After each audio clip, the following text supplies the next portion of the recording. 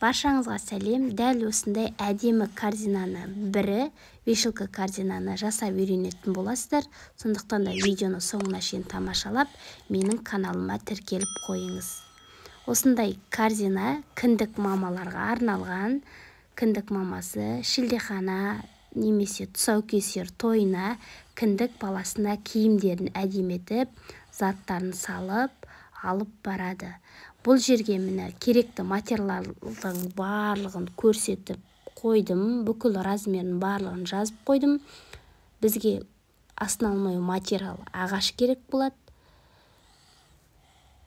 Бұл корзинаның размері 40-30. Мына астыңғы бөлігіне 4 бүріштетіп, 40-30 етіп ағашты қолданып жатырмын. Осылай клейді жағып, жанындағы ағаштарын бекітіп аламыз. Қазір біздер шегемен қаққанда немесе саморезбен бекіткенде біздің ағаштарымыз жылжып кетпес үшін осылай клеймен алдыменен жапсырып аламыз. Міне вешалкасында, рейкасында клейдің көмегімен жақсылап жапсырып алдым, түзеулеп.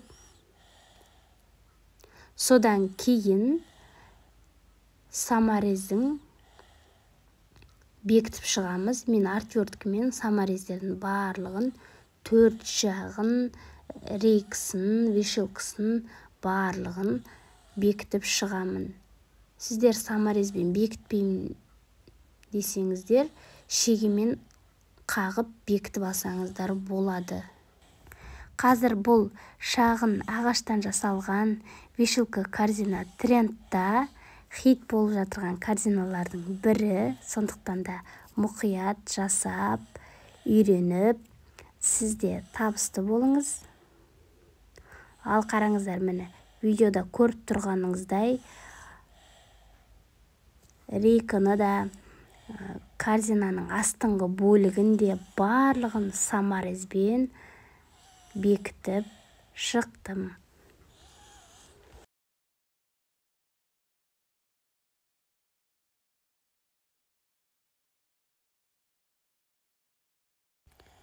Ал мінеки корзиналарымызды мұқияттап барлығын бекітіп алдық. Енді мына жердің вешалкасын әдемі гүлдермен, жапырақтармен әдемілесеңіз болады. Өз фантазияңыз бойынша немесе клиенттің тапсырысы бойынша әртүрлі етіп сәнділесеңіз болады. Мен дәл осылай әдемілеп, сәнділеп шықтым.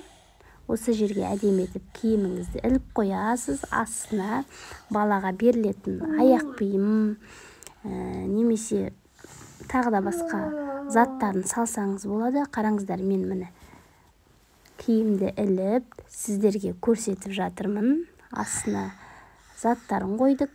Өте әдемі корзиналардың бірі.